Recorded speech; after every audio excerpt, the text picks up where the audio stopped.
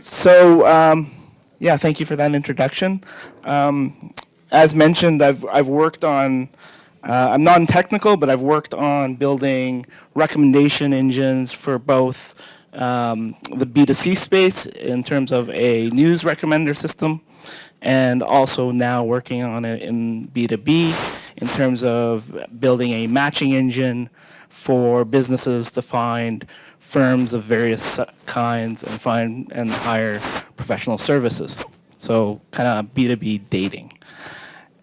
So the this is a fairly specific topic. I know this is a large audience. I hope it's applicable to some of you and just generally interesting to most of you. Sorry if it's a bit specific, but I want to talk about something I know a little bit about. So the challenge with developing these ranking and rating systems is not just the technology, but creating the sort of mental model and the confidence in the output. So, we see different variants of this problem. One is, there's just a paucity or a lack of information to really tell you anything about the star rating.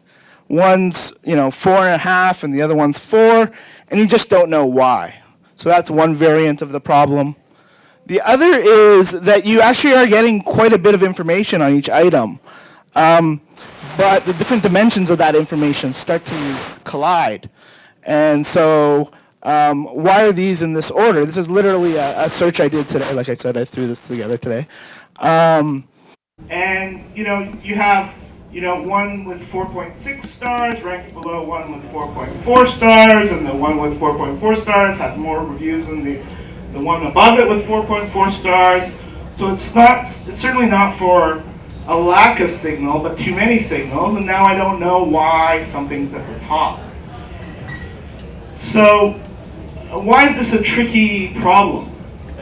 One, if you look at my first company, Zeit, and this is just a simplified version of part of the technology, it would look at the correlation between certain words and what this user found interesting. And if you looked at this output on the back end, not even my researchers or developers could really explain to you what it meant, why it mattered, how it was relevant. It would just be some random words. And I'm being kind here by even including words like this. There would be like all sorts of arbitrary words in there that you just could not explain why they're pertinent to this topic of US politics. But they are. And they are to this user. And we find it to be true. And it's just because data-driven systems are complex. They're multidimensional. They look at big data in ways that we can't possibly understand. And even the smartest mathematicians and members of my group could never make sense out of it for me. So that becomes a user problem. It's a problem for search engines. It's a problem for recommendation systems. It's a problem for reputation systems.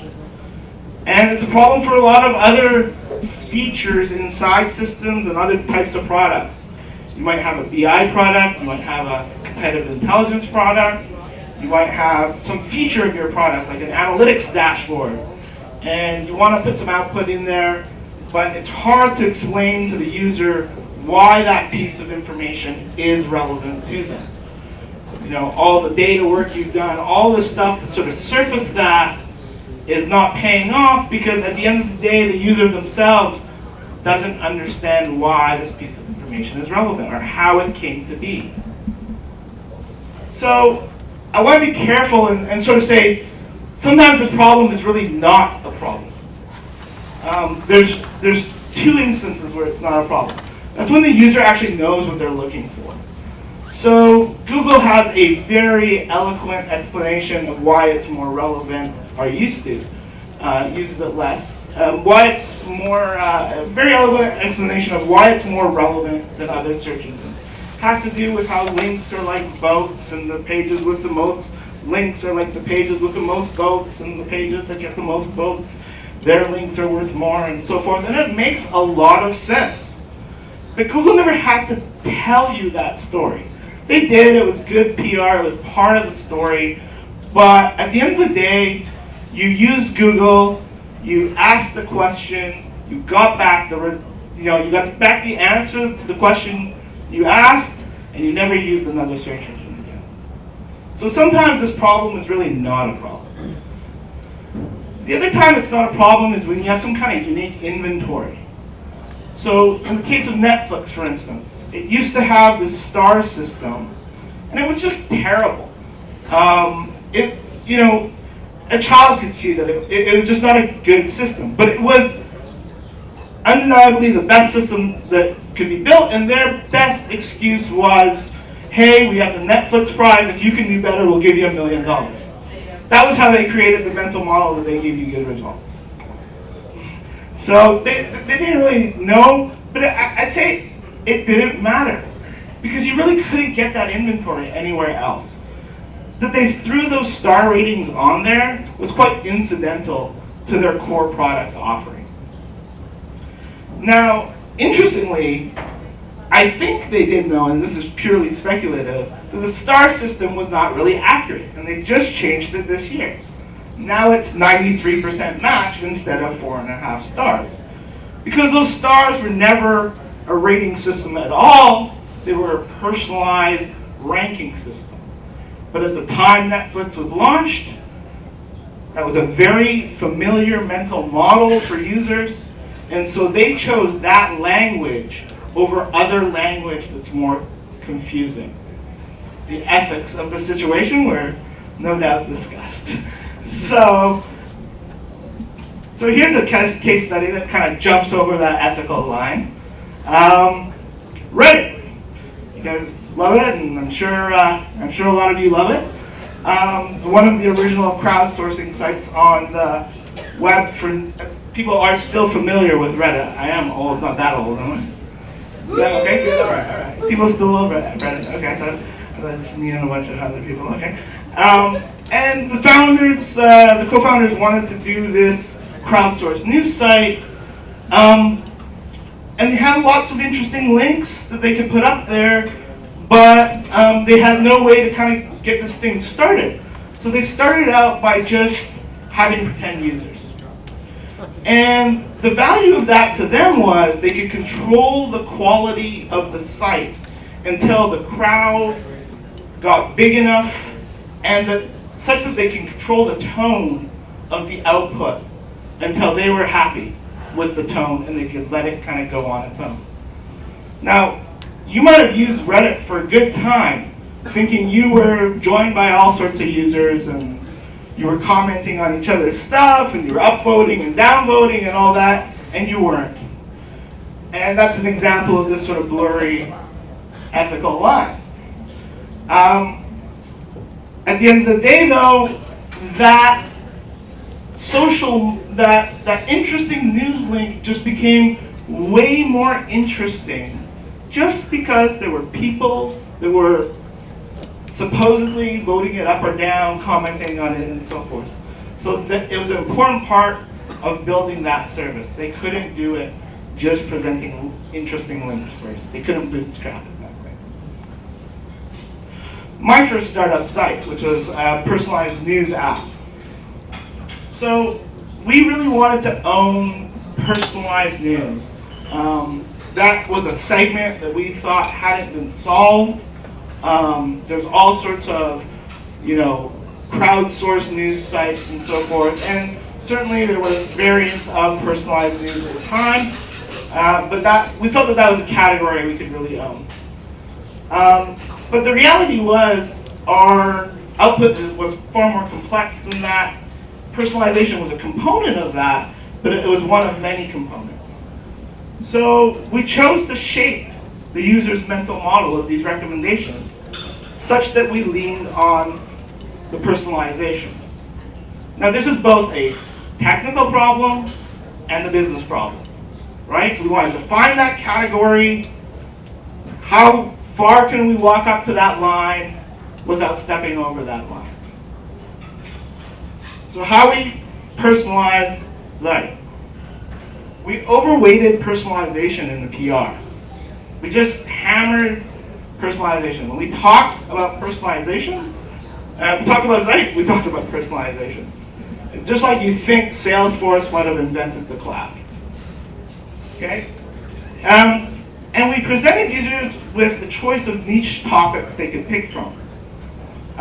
So what this allowed them to do is kind of get into these really tail topics. Here's an example of an actual first version of Zeit. And you know, tell me more about gameplay, tree frog, double tap. Like just like really long tail stuff. And if I had to describe Zeit more accurately at the time, I would actually say it was a long tail news recommendation system. But nobody would understand what I meant by that. Oh, sorry. And we also boosted those niche topics on your home screen. So we had an all screen, and by presenting those tail topics, you would get this feeling that this thing was more about the precise topics that I'm interested in rather than these broad topics like politics and so forth. So what is this personalization? So what was the outcome? These high quality results in these niche categories actually became synonymous with the idea of personalization. Personalization is itself a nebulous concept. And I feel like we loaded it in, perhaps ethically, perhaps not. That's for experts to decide. With this idea that personalization was more than just something using some personalization algorithm. It was about the ability to choose these tail topics and just have really good results on these tail topics. Users started to refer to Zeit as my Zeit.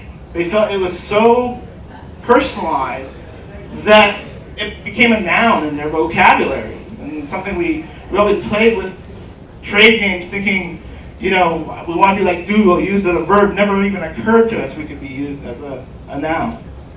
We got about 100,000 downloads in just the first week.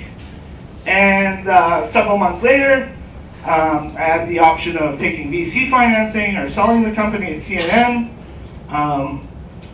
Flipboard had already launched to quite acclaim. It was #1 in the App Store. Pulse was very popular. They were kind of like the McDonald's, Burger King, and Wendy's kind of situation. And the question was, would we be better off kind of under the roof of a big media company that could nurture this company to the next level? Whether I made the right decision or not, a founder never really knows once they sell their company. So I have a similar challenge at my current company, Qudos. And again, it's a matching engine for businesses, essentially helping companies find the right service provider, professional service provider for them. PR firms, design firms, web and app development firms. We're trying to develop about a dozen verticals. And a lot of times we're trying to help these companies avoid hiring just a big company just for its brand, or just a buddy of theirs' friend just because they happen to know them. And for the longest time we've been toiling with our matching engine and failing at kind of creating that mental model and creating that confidence around the results. And more recently, we begin to solve this problem now by combining that social and this algorithmic components together. In terms of how we're going to do that, I'd like you guys to sign up for the beta because we're going to be launching it in December. So if you're interested, please email me, don't tweet me. I only have one tweet my whole life. I'm a little bit of a hermit. But I'll get you on that beta list. Whether you're a CEO of a company and you're interested in making better hires in that regard, making smarter buying decisions in that regard in terms of professional service, or if you're a firm that you're spending a lot of marketing and advertising dollars, or just simply have no real tactic for how to get in front of your customer. Your customer can't find you, and you can't find them. That's really my 5-minute presentation.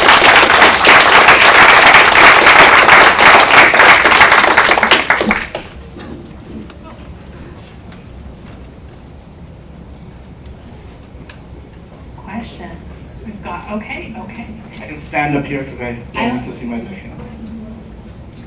Are you sure? Hugh. Hi. I just had a question about the providers that are signing up.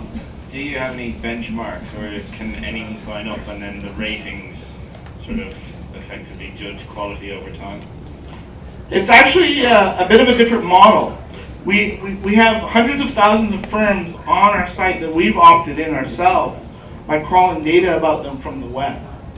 And we have everything from information about their clients, to social media, to industries they're involved with, and it's really multi-dimensional, the size of the firm, the location. So we're always trying to find the right fit. We have all these sort of signals and data around this relevancy model, and we've kind of opted them in with what data we could get from them, from the web, from various sources. And then they claim the profiles and start to add to the profiles themselves to essentially jockey each other for rank on our system. So it's a data-driven system that we kind of cold start or kind of jump start by opting them in ourselves, and then we reach out to them and say, here's your profile. We try to be really credible about it. Nobody likes to kind of land on that like half-baked profile of theirs. You know, you see your profile on the web on some sites sometimes. So we try and do a really credible job at getting them started. We try and maintain a lot high credibility in terms of our rankings, and that's an important part of it because we're a third party here. So going back to your question though, yeah, it's data driven, but it's supplied by them, and we just kind of get it started ourselves. Got it.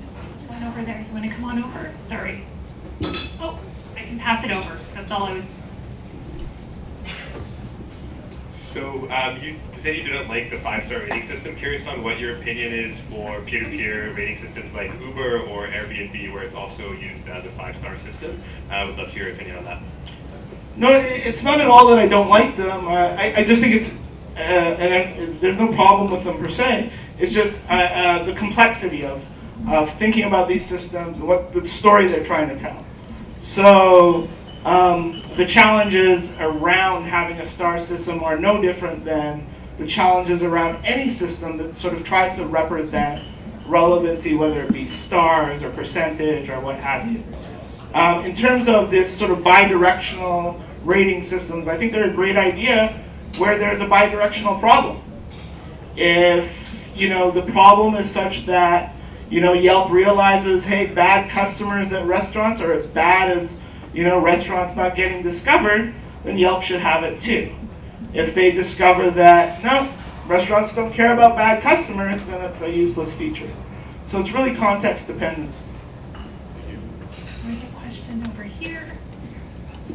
Two quick questions. One is do you think this model and system would create a fair playing level for all the trades and make the transparency in terms of doing business? So the smaller type businesses can also shine and then come up versus all the big boys not getting the jobs done. And then second is, do you have an integration to CRM? Like I see this as a lead generation for businesses as well. So how do you take it from there when the lead is generated and then you want to do follow-up things like that? Yeah, so not only is that what I think and hope, that's really our vision, is that right now you have a search and discovery problem for these small and medium-sized firms. They don't have the brand dollars of bigger firms, and essentially I just have a passion for these information problems because you can see when they're just fundamentally broken. You can see someone trying to hire the right firm and how they go about Google and hack away and can't find it, get frustrated, and then just ask a friend, and that friend knows one person, and then they end up hiring that person under this time deadline or ambiguity of information. So yeah, very much that's our mission, to solve this for small and medium-sized firms that are going undiscovered. And that's a hugely important problem in my mind, because by doing that with data as opposed to advertising, we're encouraging them to do the right things. We think of data as being meritorious basis of discovery rather than advertising. That's not always the case. Advertising has its place. But at the end of the day, data and surfacing people through what they've done rather than how loud they sort of preach is going to encourage them to do the right things and provide value and attention to their clients instead of just using advertising dollars to trumpet themselves. And a CRM, do you guys will be integrating with the CRM at some point? Yeah, we'd love to. It's a bit advanced for us right now to integrate into CRM. A lot of these firms have CRM systems of various kinds. We're still a startup, so we're just kind of going in. We're going into our seed round our next seed round in December. So after we raise more funds, we're gonna get some more features in there. We think CRM integration is about a year away, probably.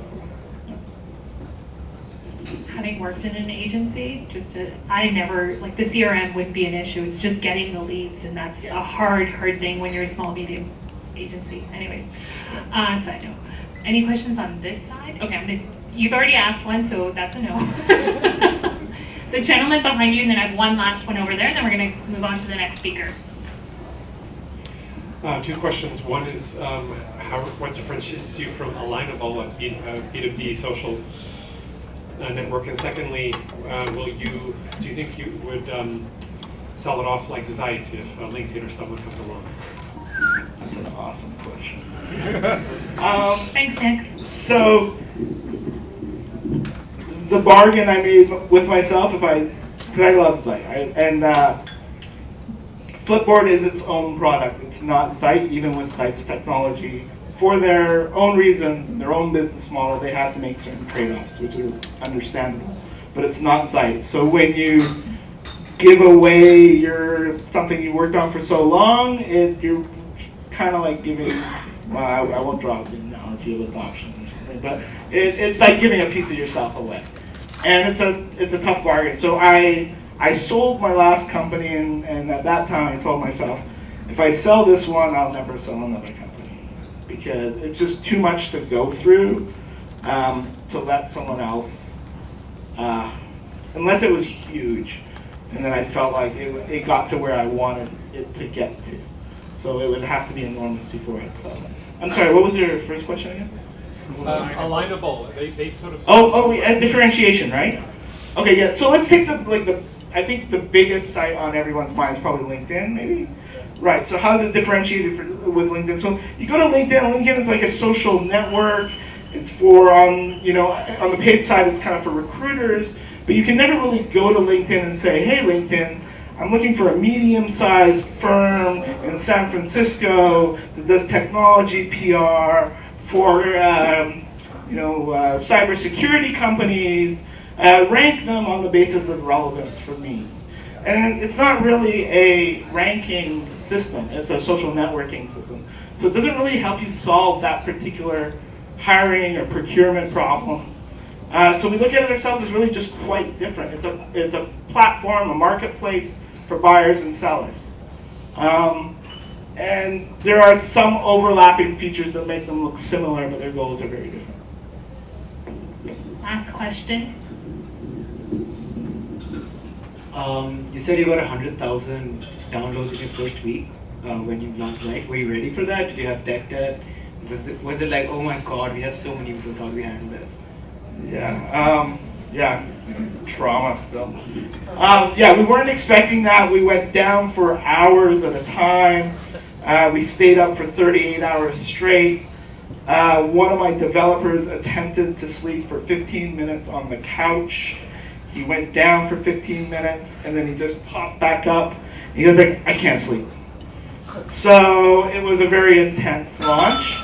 It was a purposely hard launch. I wouldn't recommend companies do hard launches. It works in the consumer space probably better than it does in the business space. It's totally unnecessary in the business space. But in the consumer space, there's something to be said for making a big splash. You do that well, and it's somewhat of a barrier to entry for other people that are trying to claim the category. They'll always be compared to you in some way, if your product's good. That's it. Awesome. Ali, that wasn't that bad, was it?